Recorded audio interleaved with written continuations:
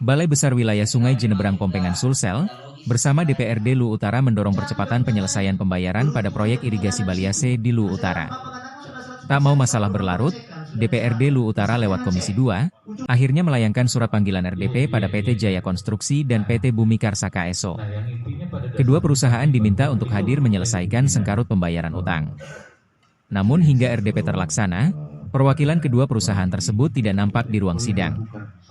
Agenda sidang pun akhirnya dilaksanakan lewat RDP di ruang Komisi 2 DPRD Lu Utara pada Senin 5 Mei 2025. Hal ini atas desakan puluhan vendor lokal yang belum dibayarkan yang nilainya mencapai 5 miliar rupiah. Sementara nilai dana retensi 5% yang belum dibayarkan oleh pihak balai ke kontraktor kurang lebih 25 miliar rupiah dari nilai kontrak pada proyek irigasi ini.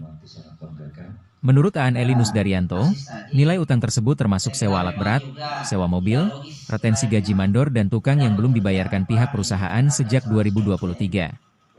Diketahui polemik soal keterlambatan pembayaran sudah berlangsung sejak setahun lalu, membuat vendor lokal Lu Utara resah akibat pihak perusahaan terus saja mengulur-ulur waktu dengan bermacam alasan.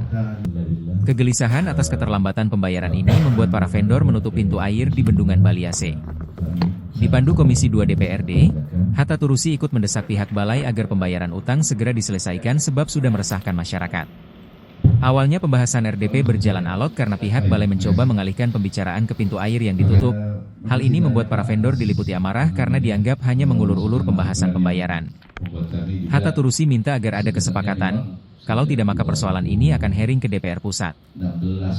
Hadir dalam RDP, Andi Faisal selaku Satker Balai Besar didampingi Datu Karaeng Raja selaku PPK Balai Besar. Mereka berjanji akan memfasilitasi dan berupaya mempercepat penyelesaian pembayaran para vendor. Sedang soal pintu air yang sudah ditutup, sedikitnya 20 vendor yang hadir menyatakan tidak akan membuka pintu air itu sebelum mereka dibayar. Usai mendengar dan menampung semua pernyataan para vendor, Komisi 2 DPRD Lutra melahirkan 3 poin kesepakatan diantaranya. 1. Balai Besar Wilayah Sungai Pompengan Jenebrang akan memfasilitasi mempertemukan pihak PT Jaya Konstruksi KSO dan PT Bumi Karsa, para vendor dan Komisi 2 DPRD Kabupaten Lu Utara. 2. Balai Besar Wilayah Sungai Pompengan Jenebrang tidak akan mencairkan jaminan pemeliharaan dan tidak melakukan pemeliharaan sebelum menyelesaikan utang kepada para vendor. 3. Balai Besar Wilayah Sungai Pompengan Jenebrang tidak memaksakan kehendak untuk membuka pintu air sebelum PT Jaya Konstruksi KSO, PT Bumi Karsa menyelesaikan sisa utang kepada para vendor. Dari Lu Utara, Aan Eli melaporkan.